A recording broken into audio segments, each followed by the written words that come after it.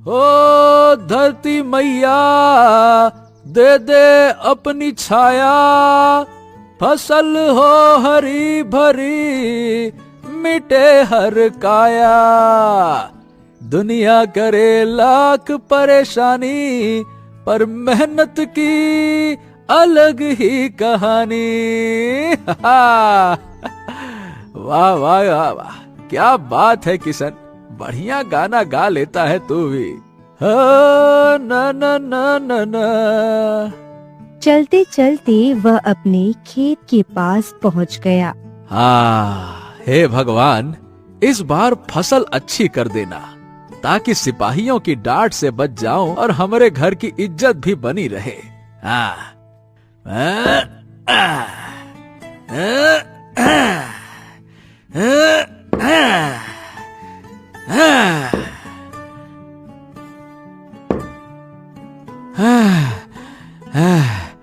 हे राम, बाप रे बाप, ये जमीन है कि पत्थर का पहाड़। कब से खोदे जा रहा हूँ, हाथ सुन्न हो गए, लेकिन ये जमीन है कि मानती ही नहीं। पसीने की बूंदें उसके चेहरे से टपक कर मिट्टी में समा रही थी। तभी मदन वहाँ आता है। अरे क्या बात है किशन भाई, इतनी दोपहर में कुदाल चला रहे हो? घर वालों ने बाहर निकाल दिया क्या?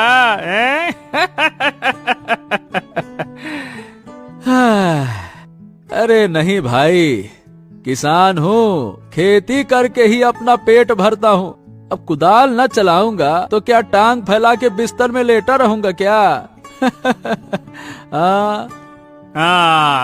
ये तो भाई सबको पता है, हम दोनों ही किसान ही हैं। पर भाई, ये पथरीली जमीन अकेले कब तक खोदोगे? देखो मेरी मानो तो 2 बैल खरीद लो, आधे समय में दुगना काम हो जाएगा। ऐसे तो तुम और सूखते जा रहे हो, हैं? अरे भाई, मेरी हालत तो ऐसी है कि नमक खरीदते हुए भी 10 बार सोचना पड़ता है, और तुम बोल रहे हो बैल खरीदने को। फटी चादर ओढ़कर लाखों का सपना नहीं देखता मैं। हाँ ठीक है भाई, हमारा काम है समझाना, बाकी तुम्हें जैसा ठीक लगे वैसा करो। चलो भैया, राम राम, अब मैं चलता हूँ। ठीक है मदन भाई, चलो, भगवान तुम्हारा भला करे। मैं तो अभी बहुत मिट्टी खोदूंगा, वरना शाम तक कुछ भी काम नहीं हो पाएगा।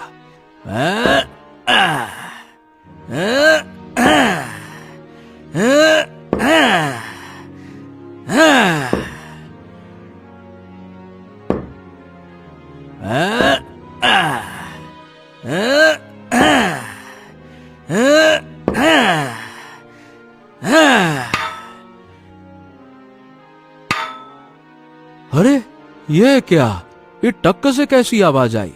लगा जैसे कोई पीतल का बर्तन हो। रुको जरा अच्छे से खोद कर देखता हूँ।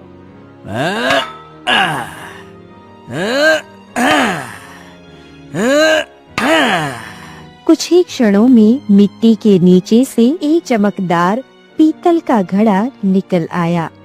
अरे दाद तेरे की, ये तो खाली घड़ा है। हे भगवान, अगर इसमें धन दौलत दे देते तो क्या नुकसान हो जाता? मेरी थोड़ी सी किस्मत बदल जाती, यही होता ना। लेकिन नहीं, मेरी किस्मत में तो शायद मजदूरी ही लिखी है। क्या करूं, मैं पूरी जिंदगी ऐसे ही खेतों में पसीना बहाता रहूंगा क्या? क्या बताऊं? भूख से किशन का पेट कहराने लगा। अरे बाप रे बाप, भूख से तो पेट में दर्द होने लगा। यहीं पास में अमरूद का पेड़ है, चलो 2-4 अमरूद ही तोड़ लेता हूँ।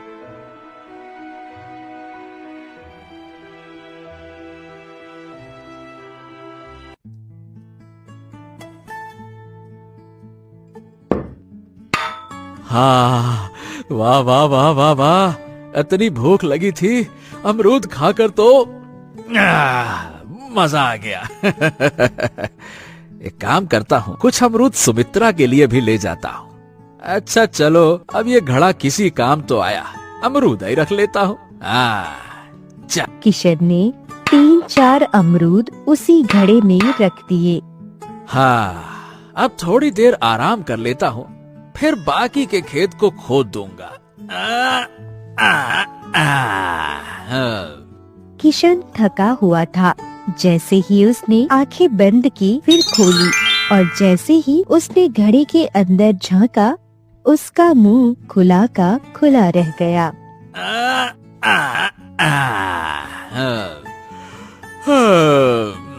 अरे ये क्या चक्कर है?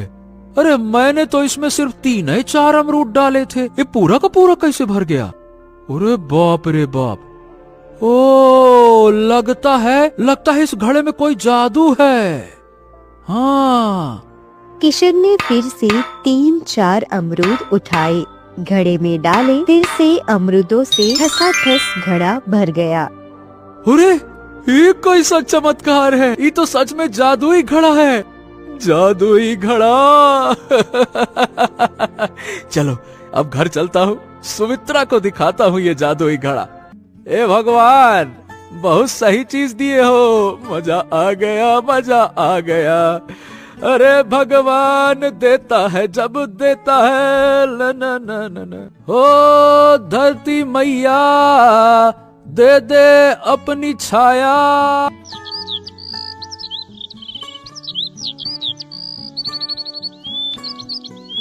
सुमित्रा घर के बाहर खड़ी थी।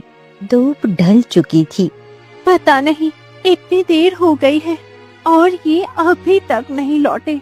भगवान ही जाने कब तक आएंगे वापस। रसोई में तो कुछ भी नहीं है पकाने के लिए। तभी दूर से कदमों की आवाज आई। किशन घड़ा उठाए घर पहुंच गया। सुमित्रा, तुम अचानक भगवान को क्यों याद कर रही हो? और किसे याद करूंगी? हाँ, उनके अलावा हमारा है ही कौन। अरे चलो चलो, जल्दी से घर के अंदर चलो और दरवाजा बंद कर लो। चलो चलो, आओ आओ आओ, अरे जल्दी से आओ तो। अरे ये कैसी बातें कर रहे हैं? और ये घड़ा किसका है? अरे सुमित्रा, धीरे धीरे बोलो और घर के अंदर चलो, पहले आओ तो सही। दोनों अंदर गए और किशन ने धीरे से दरवाजा बंद किया। ये लो अमरूद खाओ, पके हुए बढ़िया मस्त अमरूद हैं, खाओ खाओ खाओ। हे भगवान, अरे पागल हो गए हो क्या? घर में खाने के लिए कुछ भी नहीं है, सिर्फ 2 आलू पड़े हैं और आप अनाज के बदले ये अमरूद लेकर आ गए। अरे सुमित्रा, अब किसी चीज की कमी ना रहेगी। वो 2 आलू लेकर तुम आओ। अरे जाओ जाओ, देख क्या रही हो, वो आलू लेकर आओ भाई। और फिर उसके बाद देखो क्या होता है, क्या होता है। जाओ जाओ जाओ, लेकर आओ। पता नहीं आज आपको क्या हो गया है, कुछ भी बोले जा रहे हैं। अरे सुमित्रा, पगला गई हो क्या? मैंने कहा धीरे बोलो, मैं जो बोल रहा हूँ बस तुम वो करो, बस। अब तुम कमाल देखो। सुमित्रा आलू लेने चली गई। उधर किशन ने घड़े से सारे अमरूद निकालकर खाली कर दिया।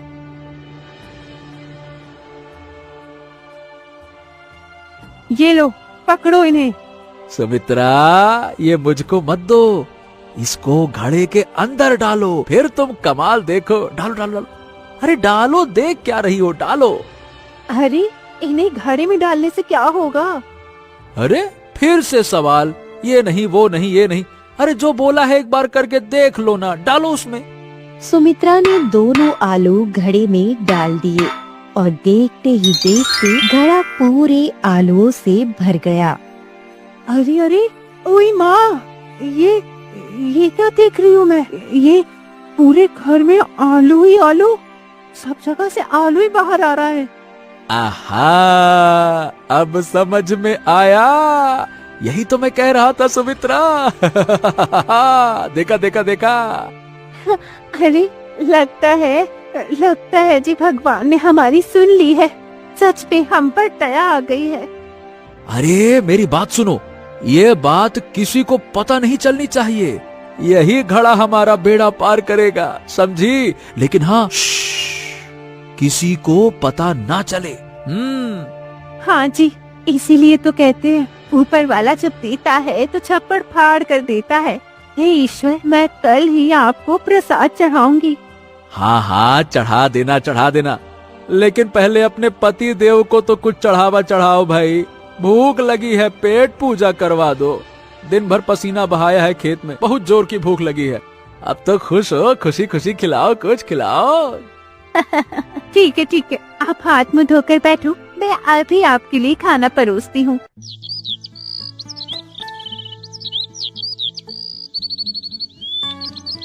हाँ, अच्छा सुनो सुमित्रा, सुनो, इतने सारे आलू और अमरूद हैं। अब देखो, हमें इन सब की जरूरत तो है नहीं। मैं क्या सोच रहा हूँ कि बाकी सबको बाजार में जाकर बेच देता हूँ। क्या कहती हो? अरे हाँ, आपने तो बिल्कुल सही कहा। इतना सब का हम क्या करेंगे? ज्यादा दिनों तक रखेंगे तो सारे सड़ जाएंगे। आप एक काम कीजिए, अच्छा होगा कि आप इन्हें सारे बेच दीजिए। बस अब तुम देखो सुमित्रा, अब हमारे जीवन में कोई दुख कष्ट नहीं रहेगा। ये घड़ा यही हमारी किस्मत बदल देगा। इतना कहकर किशन बोरी में आलू भरकर बाजार की ओर निकल पड़ा। हाँ, बहुत दिन हो गए सुमित्रा के लिए एक भी साड़ी नहीं ले पाया। कितने दिनों से कह रही थी, पर मैं हर बार टाल देता था। आज मैं उसे साड़ी लेकर ही रहूंगा। हाँ, बहुत खुश हो जाएगी। बढ़िया मस्त चमकीली वाली लूंगा। हाँ, ऐसा ना होने की वजह से शादी के बाद सारे गहने बेचने पड़े थे, पर एक ही गहना बचा है मेरे पास। लेकिन आज के बाद मैं रानी बन जाऊंगी, रानी। सुमित्रा ने वह आखिरी गहना उठाया और घड़े में डाल दिया। अगले ही पल बहुत सारे गहनों से घड़ा भर गया।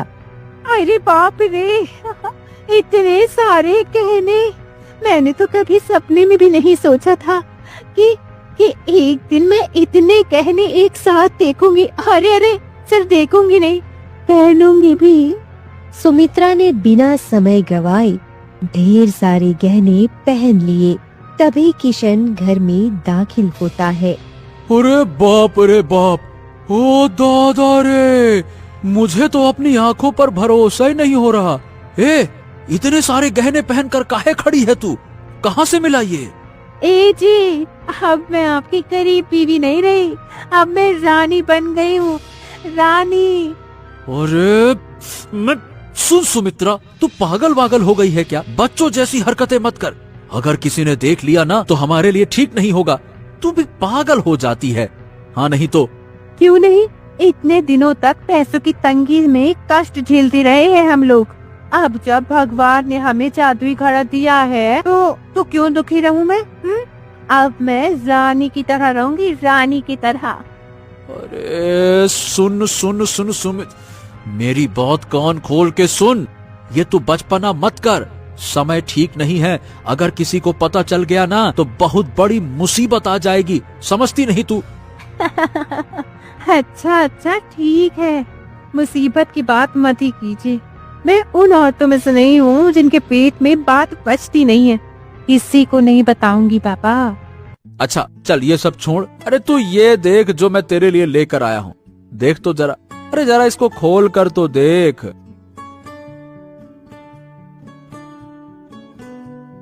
सुमित्रा ढोलक के झोले में हाथ डालती है और अरे वाह, इतनी सुंदर साड़ी! अब तुम इसे बहुत सारी साड़ियाँ बना दोगे। अरे तुम ये क्या कर रही हो? क्या सुमित्रा? लेकिन सुमित्रा तब तक साड़ी घड़े में डाल चुकी थी और अगले ही पल घड़े में बहुत सारी साड़ियाँ आ चुकी थी। अरे सुनिए जी, ये देखिए इतनी सारी साड़ियाँ। मैं तो इनमें से 2-3 अपने पास रख लेती हूँ। ये नहीं, हाँ। किशन भारी भरकम कपड़ों की गठरी उठाए बाजार में जाकर सारी साड़ियाँ बेच आया।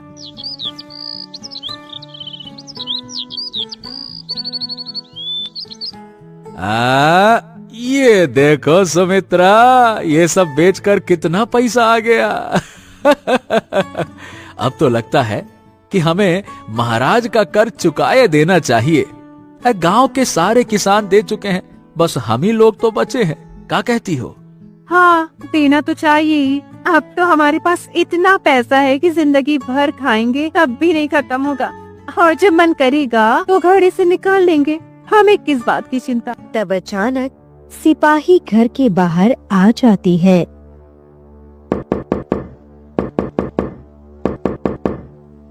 अरे किसान, ओ किसान, अरे बाहर आ। अरे सुनाई नहीं देता क्या? जल्दी से बाहर आ। ए किसान, बाहर आ। भीतर घर में किशन और उसकी पत्नी सुमित्रा बैठे थे। लगता है सिपाही आ गए, जरूर महाराज ने भेजे होंगे। घबराओ मत, घबराओ मत। अरे पैसा है, अब क्या दिक्कत है? जाकर मैं देखता हूँ, है ना? रुको रुको। हाँ जी, आवाज से तो यही लग रहा है। अब क्या होगा? आप कैसे भरेंगे महाराज का लगान?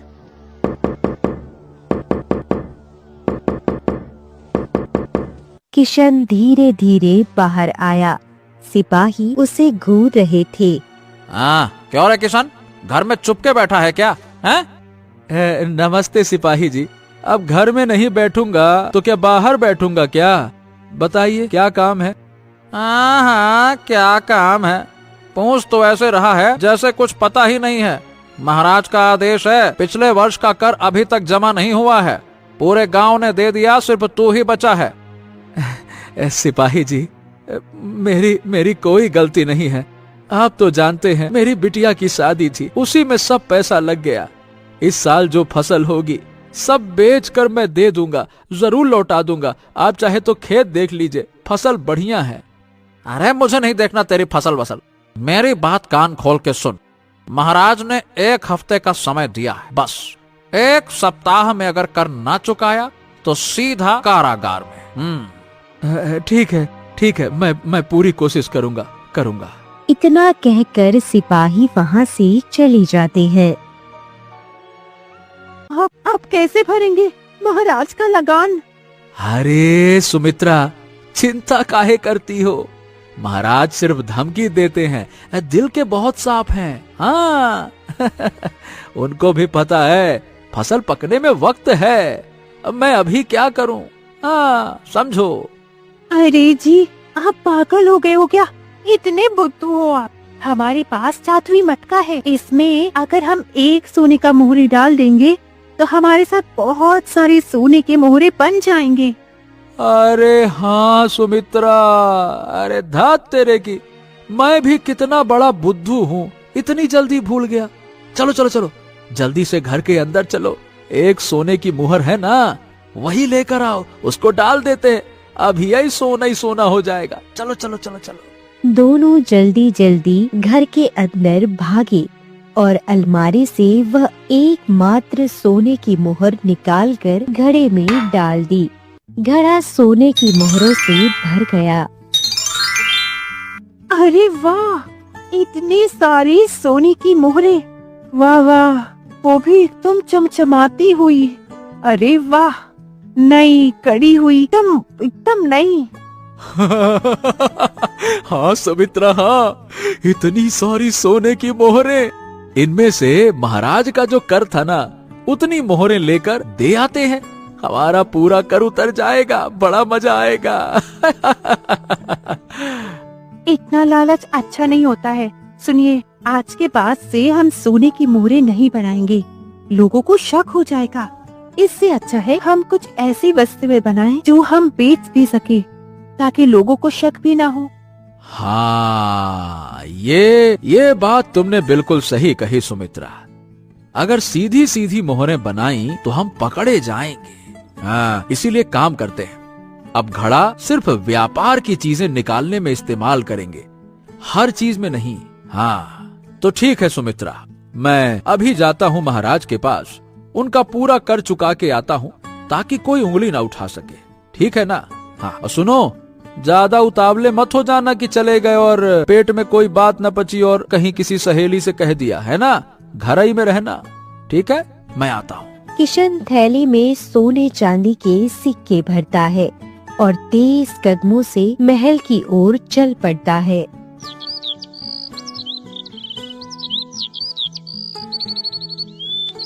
किशन धीरे धीरे कदम बढ़ाते हुए राजमहल पहुंचा। राजा और मंत्री बगीचे में बातें कर रहे थे। महाराज की जय हो। महाराज महाराज कृपया करके ये कर स्वीकार कर लीजिए। क्षमा चाहूंगा, थोड़ा सा समय लग गया, पर अब मैं चुका रहा हूँ।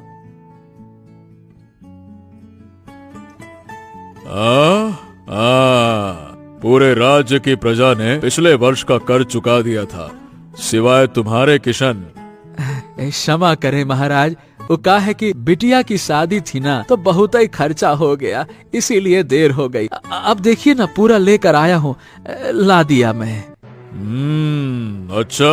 अच्छा ये बताओ किशन, अभी ना कोई फसल हुई और मजदूरी में तो इतना मिल ही नहीं सकता है? फिर तुम ये इतना धन कहाँ से लेकर आए हो, वो भी एकदम नई नई सोने की मोहरें? क्यों, क्या किया है तुमने? अरे अब महाराज को कहा बताऊं, जादुई घड़े की बात तो महाराज को बता नहीं सकता, क्या करूं? महाराज बस यही समझ लीजिए कि भगवान की कृपा है। कभी कभी भगवान की गरीबों पर भी कृपा हो जाती है, इसी कारण से पूरा कर दे पाया आपका। ठीक है, चलो ठीक है, जाओ, तुम जा सकते हो, जाओ किशन, जाओ। किशन तुरंत वहाँ से निकल गया, पर उसके जाते ही राजा का चेहरा गंभीर हो गया। मंत्री जी, क्या दाल में कुछ काला नहीं लग रहा आपको? महाराज, दाल में काला नहीं, यहाँ तो पूरी की पूरी दाल ही काली है। अरे कुछ तो बड़ा गड़बड़ जरूर है महाराज। वही तो, अभी तो फसल का कोई मौसम भी नहीं है, और मजदूरी से तो सोने की मोहरें इकट्ठा नहीं होने वाली। फिर इतनी नई सोने की मोहरें उसके पास आई कहाँ से? बिल्कुल महाराज, हमारे राज्य में इतनी आय तो सिर्फ जमींदारों के पास होती है। किशन के पास ये दौलत कहाँ से बरस पड़ी, यही तो सोचने का विषय है। मंत्री जी, ऐसा करिए कि किशन के घर दिन और रात 2 सैनिक लगा दीजिए, पता लगाइए कि आखिरकार चल क्या रहा है वहाँ। ताली की आवाज सुनकर 2 सैनिक तुरंत राजा के सामने आ खड़े हुए। सिपाहियों, क्या तुम लोगों ने कभी किशन का घर देखा है क्या?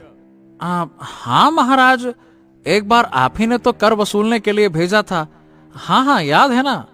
हाँ, अब याद आया। तो सुनो, तुम दोनों को किशन के घर पर कड़ी नजर रखनी है, लेकिन हाँ, ध्यान रहे उसे पता नहीं चलना चाहिए, ठीक है? महाराज, दिन में तो वो सबकी नजर में रहता है, कोई भी गुप्त काम वो करता होगा तो रात में ही करता होगा। बिल्कुल सही कहा। तो आज शाम ढलते ही उसके घर की निगरानी शुरू करो। देखो वो कहाँ जाता है, क्या लेकर आता है, क्या कहीं से उसके पास कोई छुपा हुआ खजाना तो नहीं है। सारी चीजों की विस्तृत जानकारी हमें ला कर दो। जी महाराज, हम पूरी जान लगा देंगे, किशन की पूरी कुंडली निकाल कर रख देंगे। आज्ञा दे महाराज। हाँ ठीक है, आज शाम से निगरानी शुरू करो, क्योंकि मुझे किशन पर गहरा शक है। जाओ।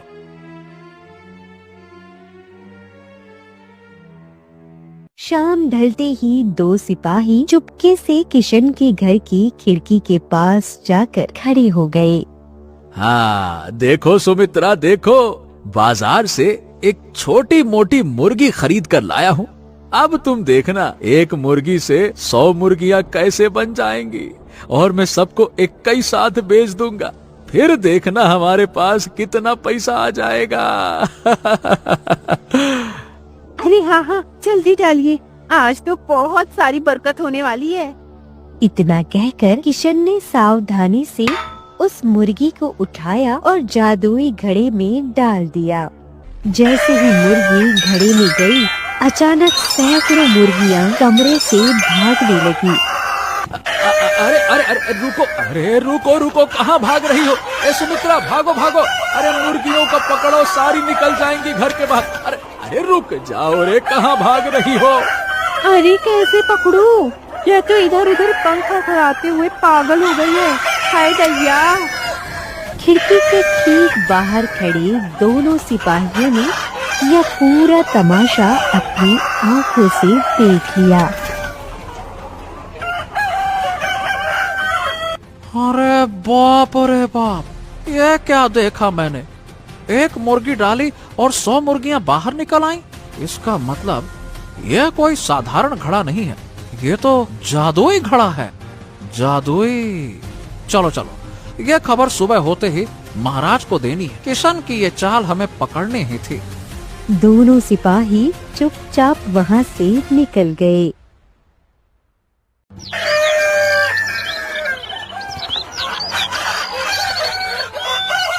राजा अपने सिंहासन पर बैठे थे और दोनों सिपाही सामने खड़े कांप रहे थे। हाँ तो सिपाहियों, बताओ क्या देखा तुम दोनों ने, जल्दी बताओ। अब महाराज, हमने कल रात एक बड़ी ही अजीब चीज देखी। मतलब यह कि किशन के पास एक जादुई घड़ा है। जादुई घड़ा? ये क्या बकवास कर रहे हो तुम? जादुई घड़ा क्या होता है? महाराज, मैं सच कह रहा हूँ। हमने अपनी आँखों से देखा है। किशन ने घड़े में एक मुर्गी डाली और वहाँ से 100 मुर्गियां बाहर निकलकर भागने लगी यहाँ वहाँ। अरे सिपाहियों, सुबह सुबह क्या मजाक सूझ रहा है क्या? सच सच बताओ, नहीं तो सर कलम कर दूंगा तुम्हारा। महाराज, हम कसम खाते हैं, यही सच है। हमने सब अपनी आँखों से देखा है। झूठ क्यों बोलेंगे महाराज, वो भी आपसे। ओह, तो ये बात है। अगर सच में ऐसा है तो किशन को उस घड़े समेत पकड़कर अभी के अभी हमारे पास लेकर आओ। जाओ। हाँ, जैसा आदेश। अभी लेकर आते हैं और साथ में उसका घड़ा भी। ठीक है। दोनों सिपाही तुरंत वहाँ से निकल पड़े और सीधे किशन के घर पहुँचे। अरे किशन, अरे ओ किशन।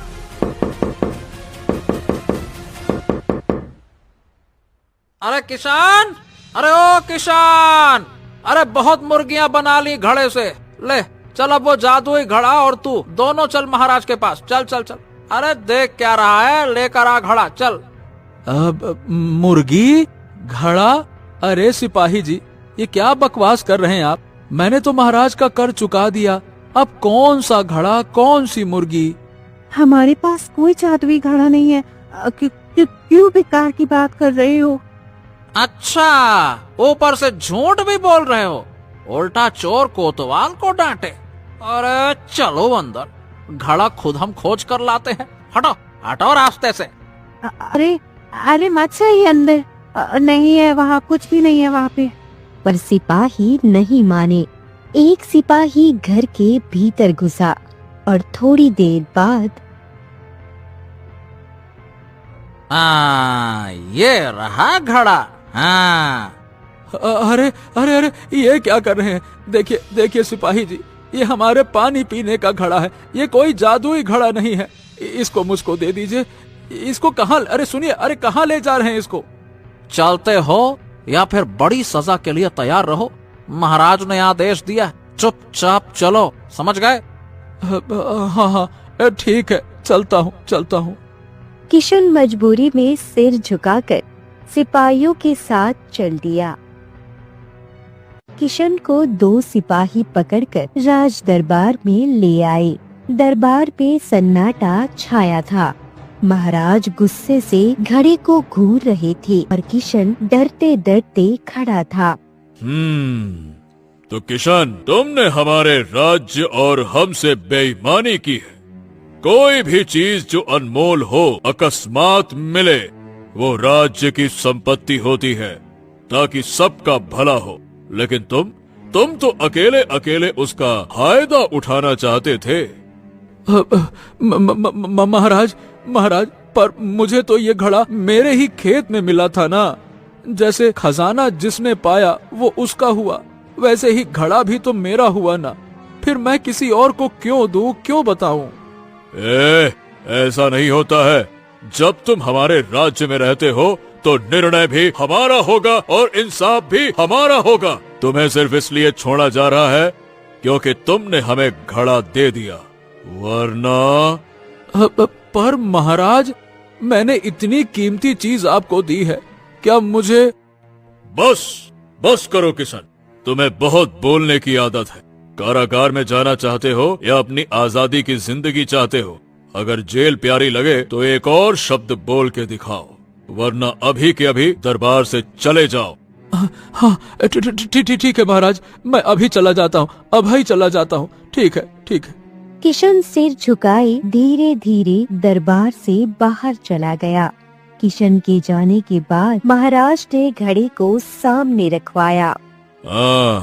सिपाही, इस घड़े में एक सोने की मुहर डालकर देखो, हम भी तो देखें क्या ये वाकई जादुई घड़ा है या बस कोई घटिया मजाक। जी महाराज, हमने खुद देखा है, अभी हम दिखाते हैं आपको, आप देखिए। घड़ा सोने की सैकड़ों मोहरों से भर चुका था।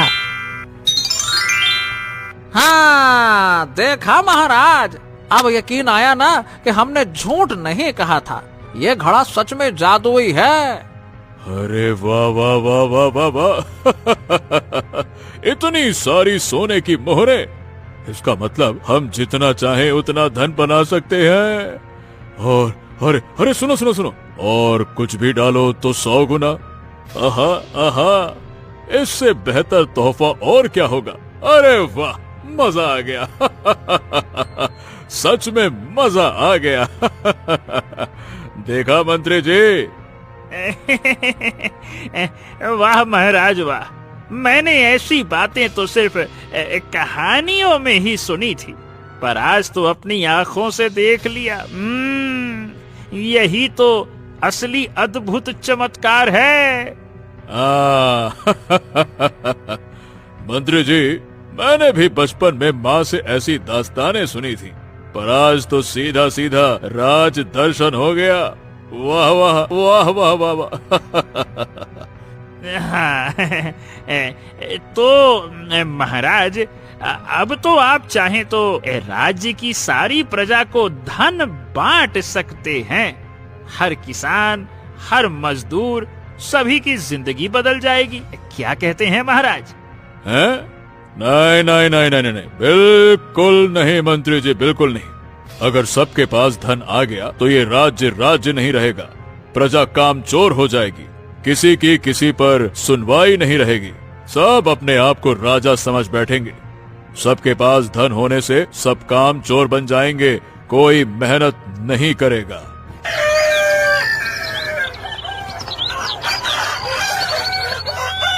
अगली ही सुबह राजा राजमहल के प्रांगण में बैठा जादुई घड़े के सामने थे। अब समझ में नहीं आ रहा है कि इस घड़े का क्या किया जाए, इसमें क्या डालें क्या ना डालें।